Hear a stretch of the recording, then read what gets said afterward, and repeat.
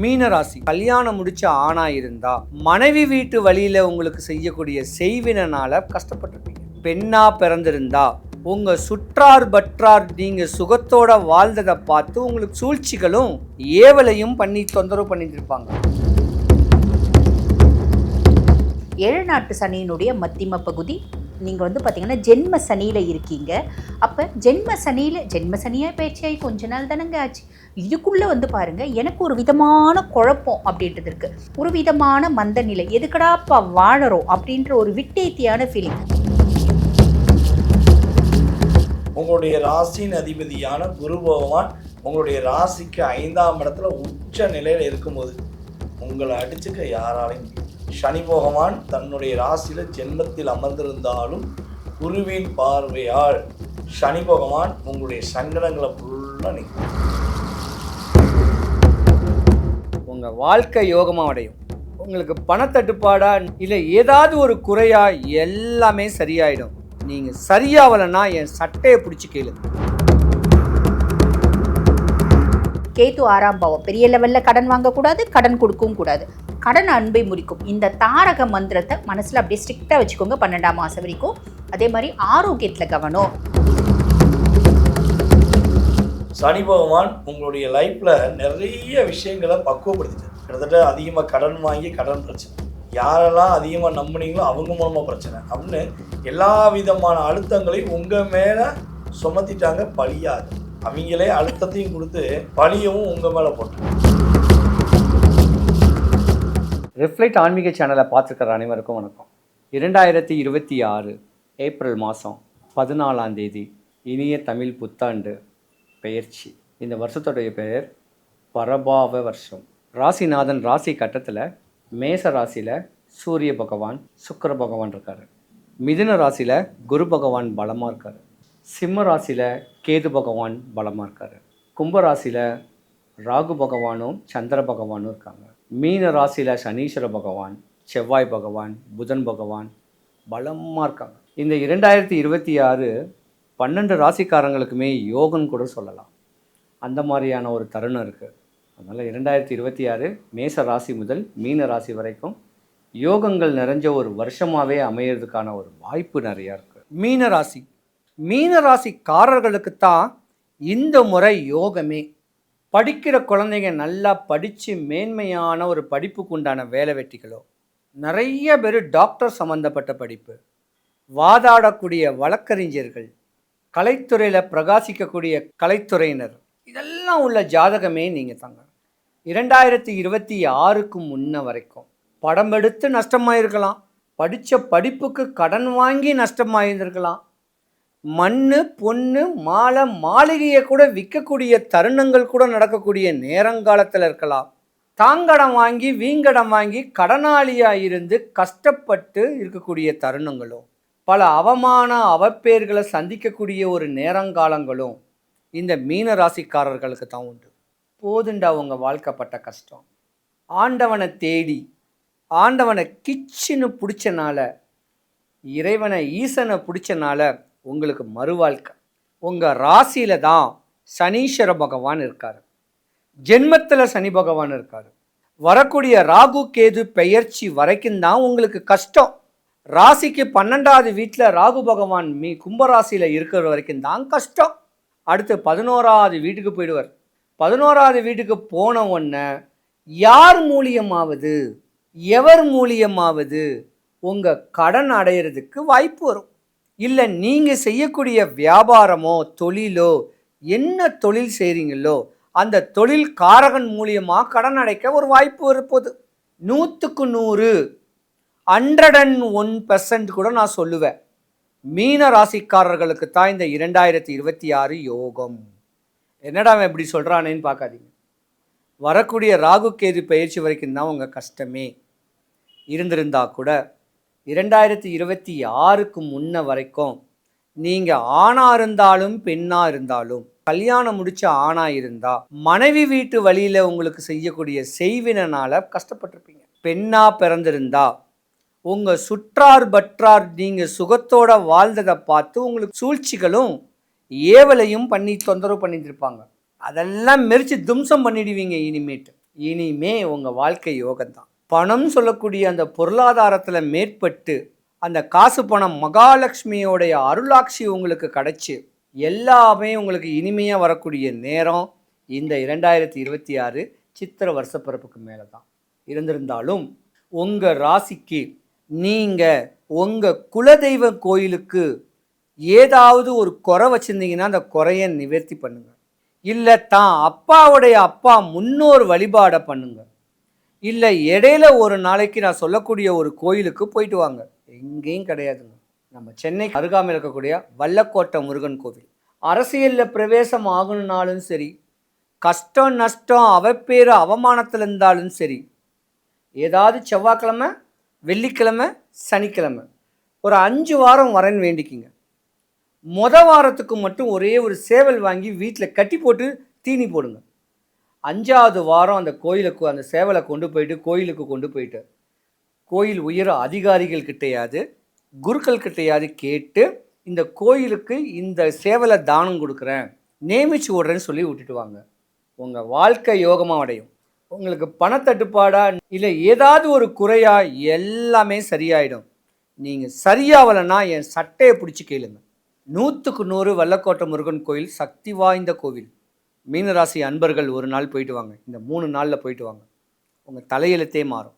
மீனராசி அன்பர்கள் அனைவருக்கும் சுபிக்ஷம், ஐஸ்வர்யம், கடாட்சியம் கிடைக்க எம்பெருமான் வல்லக்கோட்டை முருகனுடைய அருளாட்சி உங்களுக்கு பரிபூர்ணமாக கிடைக்க இறைவனை நான் பிரார்த்திக்கிறேன். சிவாய நம. மீன ராசி அன்பர்கள், உங்களுக்கு இந்த தமிழ் புத்தாண்டு எப்படி இருக்குது அப்படின்னா, அப்பாடா என்ன என்னால் பார்த்திங்கன்னா கவனிக்க முடியுது. எனக்குன்னு கொஞ்சம் டைமை பார்த்திங்கன்னா அலாட் பண்ணிக்க முடியுது. முதல்ல இருந்த மாதிரி ரொம்ப நான் எந்துவாக இருக்கேன், சந்தோஷமாக இருக்கேன். பரவாயில்லப்பா, ரொம்ப நாள் கழித்து ஒரு பெருத்த ரிலீஃப் அப்படின்னு சொல்லக்கூடிய ஒரு நிலைமையில தான் நீங்கள் இருக்கீங்க அப்படின்னு சொல்லலாம். 7 நாட்டு சனியினுடைய மத்தியம பகுதி.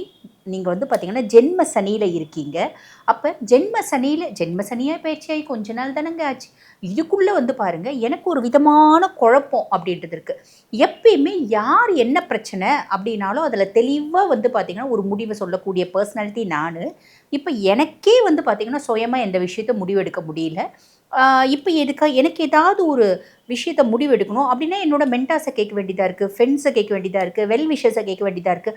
அவங்க அதுக்கான தீர்வை சொன்னாலும் மனசு அக்செப்ட் பண்ண மாட்டேது. இப்படி ஒரு குழப்பத்தில் இருக்கீங்க இல்லைங்களா?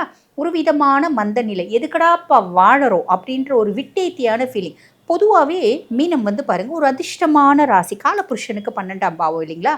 அதிர்ஷ்டம் அப்படின்றது மீனத்துக்கு வாழ்க்கையில் முற்பகுதியில் இருக்கும் இல்லை பிற்பகுதியில் இருக்கும் அப்படின்னு சொல்லலாம்.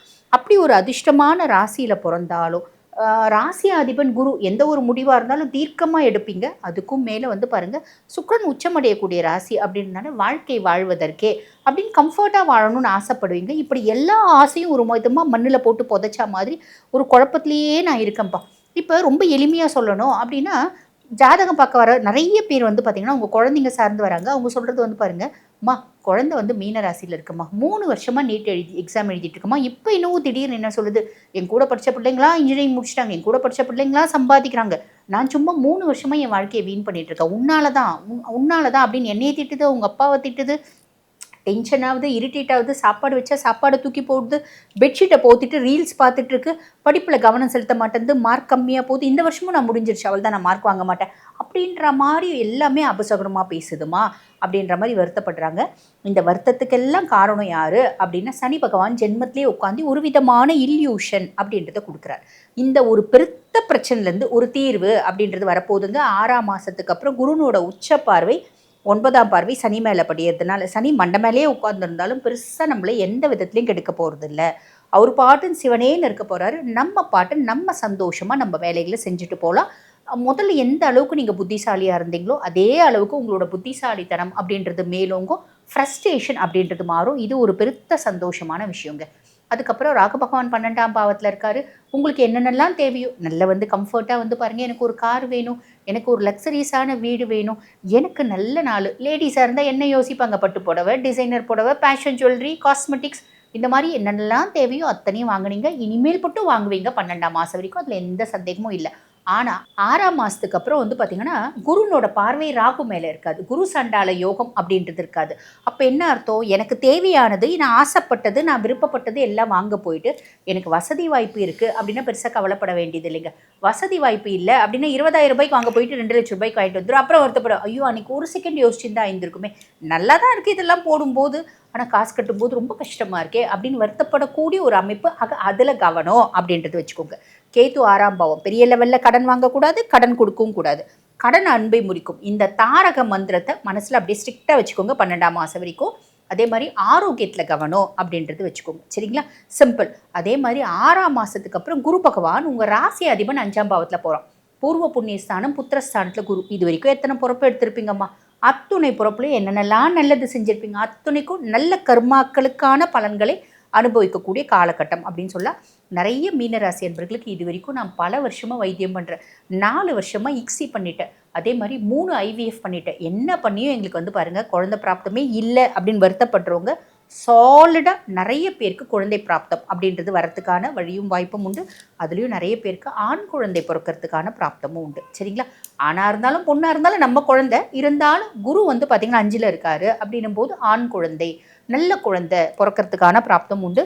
நிறைய மீனராசி அன்பர்களுக்கு ஒரு லைஃப் பார்ட்னர், ஒரு பெட்டர் ஆஃப் அப்படின்றது வரதுக்கான வாய்ப்பு உண்டு. லவ், ஒரு நல்ல பிள்ளையா நம்ம அவங்களோட வாழ்க்கையில் வரும். அது எப்படிங்க நல்ல பிள்ளையா வரும்? குரு லவ்வை சப்போர்ட் பண்ணுவார, கண்டிப்பாக கெடுக்க மாட்டார்.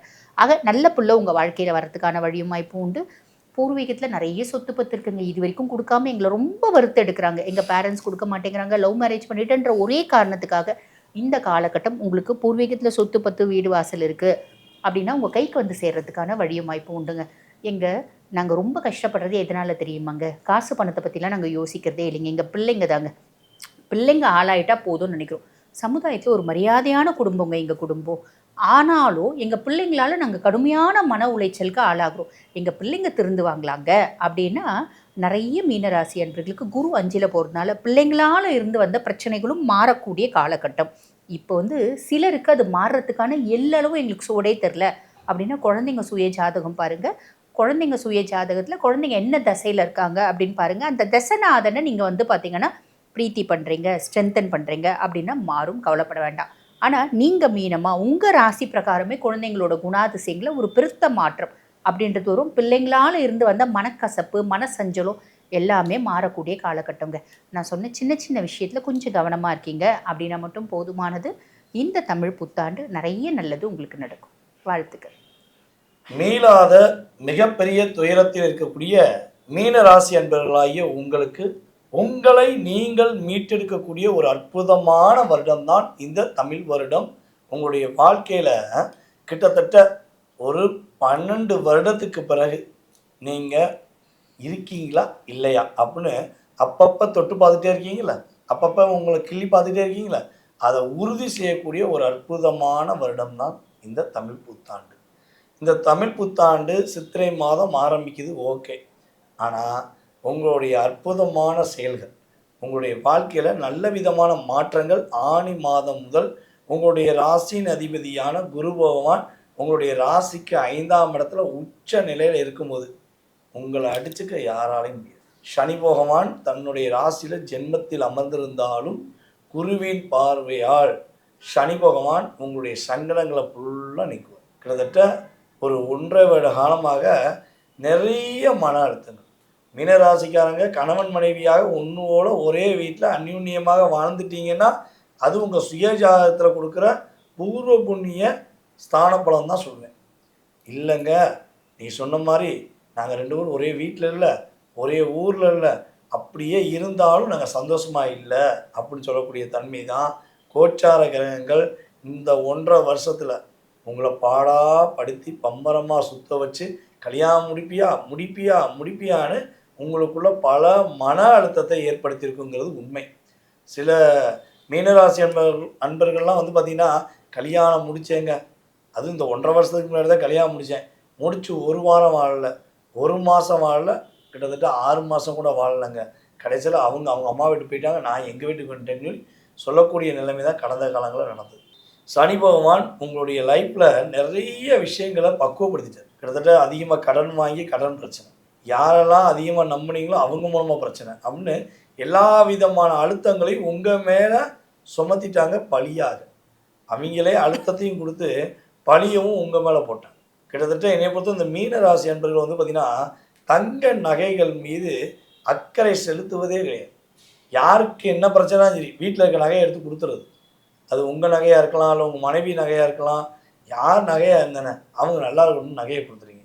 திரும்ப அந்த நகை திரும்ப வர்றது உலக அதிசயம் அப்படிங்கிற மாதிரி தான் உங்களுக்கு லாக் ஆகிடும். ஸோ முடிஞ்ச அளவு இந்த விஷயங்கள்லாம் நீங்கள் நிறுத்திக்கணும். ஓகேவா? இந்த குரு பகவான் உங்களுடைய ராசியை தன்னுடைய 9ஆம் பார்வை மூலமாக உங்களை பார்க்க போகிறார். உங்கள் லைஃபே பெரிய டேர்னிங் இருக்கும். இவ்வளோ அழுத்தங்களையும் இவ்வளோ கஷ்டங்களையும் வச்சுட்டு வெளியே சிரிக்கீங்களே, உங்களுக்குலாம் உண்மையை சிலையே வைக்கலாம். ஏன் சிரிக்கீங்க அப்படின்னா, நம்மளை மாதிரி 4 பேர் கஷ்டப்பட்டுறக்கூடாது, நம்ம கஷ்டத்தை வெளியே சொன்னால் அவங்க மனதளவில் கஷ்டப்பட்டுறக்கூடாதுன்னு தான் நீங்கள் சிரிச்சுக்கிட்டு இருக்கீங்க உங்களுடைய லைஃப்பில்.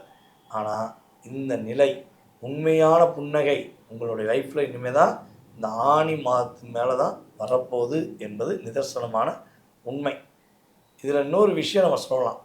நம்முடைய மீனராசி அன்பர்கள் திருமண வாழ்க்கையில் பட்ட கஷ்டம், நஷ்டம், துன்பம், துயரம் எல்லாம் விலகி உறுதியாக திருமண வாழ்க்கையில் இனிமேல் தான் மகிழ்ச்சியாக இருக்க போகிறீங்க. அதுக்கு அடுத்தபடியாக வந்து பார்த்திங்கன்னா, யாருக்கெல்லாம் திருமணம் முடியலையோ அவங்களாம் யோகக்காரன். திருமணம் முடியக்கூடிய காலகட்டம் இந்த திருமணம், இப்போ நடக்கக்கூடிய அந்த திருமணமானது உங்கள் லைஃப்பில் ஒரு சந்தோஷத்தையும் மகிழ்ச்சியும் கொடுக்கக்கூடிய ஒரு அற்புதமான தருணமாக இருக்க போது. ஃபஸ்ட் மேரேஜ் முடிஞ்சிருச்சுங்க, முடிஞ்சு டைவர்ஸே ஆயிடுச்சுங்க, விட்டுட்டு போயிட்டாங்க. அப்போ 2வது மேரேஜ் முடிச்சாலாச்சும் நான் நிம்மதியாக இருப்பேனா அப்படின்னு நீங்கள் காத்திருக்கீங்கன்னா, ஆணி மாதத்துக்கு மேலே கண்டிப்பாக உங்களுக்கான வாழ்க்கை துணையை தேடினீங்கன்னா கண்டிப்பாக உங்களுடைய உள்மனதை புரிந்து கொண்டு உங்களுடைய நல்ல குணத்தை புரிஞ்சுக்கிட்டு உங்களுக்கு 2வது வாழ்க்கை அமையும்.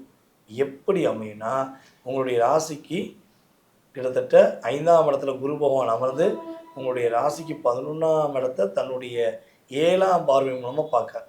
அப்போ கட்டாயமாக 2வது திருமணத்துக்காக காத்திருப்பவர்களுக்கு 2வது திருமணமும், மீனராசி அன்பர்களுடைய மூத்த சகோதர சகோதரிகளுக்கு திருமணம் நடக்கக்கூடிய பாக்கியம் உறுதியாக உண்டு. சரி, இவ்வளோ நன்மையை சொல்லிட்டீங்க. இந்த கிரகங்களில் நிழல் கிரகமான ராகு பகவான் 12ல் இருக்கார், நம்முடைய கேது பகவான் ராசிக்கு 6ஆம் இடத்துல இருக்கார். ஏதாச்சும் கவனமாக இருக்கணுமானா கண்டிப்பாக கவனமாக இருக்கணும். என்ன கவனம் அப்படின்னா, சும்மா இருக்கவங்களை ஃபோன் பண்ணி லோன் வேணுமா, உங்களுக்கு அந்த ஆஃபர் தரோம், இந்த ஆஃபர் தரோம், 5 ரூபா போட்டால் 50,000 கிடைக்கும், 50,000 போட்டால் 5 கோடி கிடைக்கும்னு உங்களுக்கு ஒரு மாய வலையை விரிப்பாங்க. அந்த விரிக்கிற வலையில் போய் மீன் மாதிரி நீங்கள் சிக்கிடக்கூடாது. சிக்கிட்டீங்கன்னா வந்துட்டாண்டா அடிமைங்கிட்டு அந்த மீனை எப்படி போட்டு வறுத்து எடுக்கிறாங்களோ அதே மாதிரி வறுத்து எடுத்துருவாங்க. ஸோ இதில் கவனம். அதுக்கடுத்து கேது உங்களுடைய ராசிக்கு 6ல் இருக்கிறனால வயிறு சம்மந்தப்பட்டதான் சிம்ம ராசியை குறிக்கும். அப்போ வயிறு, இருதயம் சார்ந்த விஷயங்களில் எச்சரிக்கையாக இருக்கும். கரெக்டான உணவை சாப்பிடும், தேவையான பொருட்கள். இந்த சாப்பாடை சாப்பிட்டா நமக்கு பிரச்சனை இல்லைன்னு சொல்லி நமக்கே தெரியும், ஆனால் இருந்தாலும் சாப்பிட்றது. அப்போ அந்த சாப்பிட்றதெல்லாம் கொஞ்சம் குறைச்சிக்கணும். ஓகேவா? தேவையில்லாத உணவுகளை சாப்பிடாம கரெக்டான உணவுகளை சாப்பிட்டீங்கன்னா சூப்பர். அதுக்கடுத்து வந்து பார்த்தீங்கன்னா தேவையில்லாத விஷயம். இருதயம்னா என்னது? நம்மளுடைய இருதயம் தெரியும்ல, இதில் தேவையில்லாத விஷயத்தை உள்ளே புகுத்தக்கூடாது. நான் அவன் எப்படி செய்யறான், இவன் எப்படி செய்யறான், ஐயோ அவன் கஷ்டப்படுறான். காலையில் எஞ்சின்னு பாருங்கள், அழகாக இருக்க, சூப்பராக இருக்க, சிறப்பாக இருப்ப அப்படின்னு உங்களை நீங்கள் ரசிக்க கற்றுக்கணும்.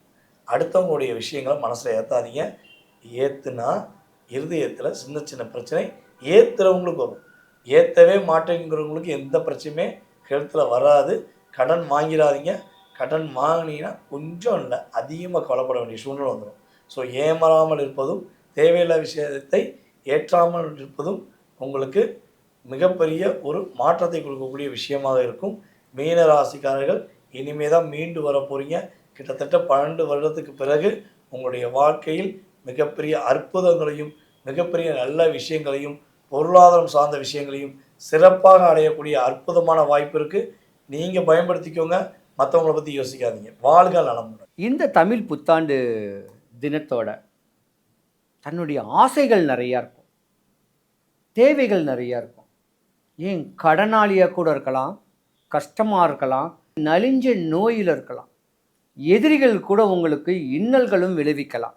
இப்படி துன்பத்தின் கடலில் நீங்கள் துவண்டிருக்கக்கூடிய உங்களுக்கு சென்னைக்கு மிக அருகில் இருக்கக்கூடிய வல்லக்கோட்டை முருகன் கோவில்னு ஒரு கோவில் இருக்குது.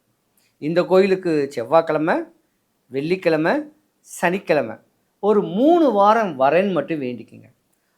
வாரம் கிளம்புறதுக்கு முன்னே ஒரு கோழி சேவல் வாங்கி வீட்டில் கட்டி போட்டு தீனி போடுங்க. 3வது வாரம் போகும்போது அந்த சேவலை எடுத்துகிட்டு போயிட்டு கோயில் அதிகாரிகள் கிட்டையாது, கோயில் குருக்கள் கிட்டையாது கேட்டு, இந்த கோயிலுக்கு நான் இந்த சேவலை நியமிச்சு விட்றேன் அப்படின்னு ஒரு சின்ன பரிகாரத்தை ஒன்று பண்ணுறேன்னு சொல்லி கேளுங்க. கட்டாயமாக செய்ய சொல்லுவாங்க. 100க்கு 100 உங்கள் ஆசைகள், தேவைகள், உங்கள் கோரிக்கைகள் எல்லாமே நிறைவேறும். அங்கே இங்கே நீங்கள் அலைய வேண்டாம், கஷ்டப்பட வேண்டாம். இந்த எளிய பரிகாரத்தை செய்யுங்க. வல்லக்கோட்டை முருகன் கோவில் தாம்பரத்துலேருந்து ஒரு 25-30 கிலோமீட்டர். இந்த சின்ன வழிபாட்டை செய்யுங்க. 2026 இன்பமாக வாழ்க்கையை ரசித்து ருசித்து வாழுங்க. 12 ராசிக்காரர்களுக்கும் சுபிக்ஷம், ஐஸ்வர்யம், கடாட்சியம் கிடைக்க வல்லக்கோட்டை முருகனுடைய அருள் உங்களுக்கு பரிபூர்ணமாக கிடைக்கட்டும். சிவாய நம.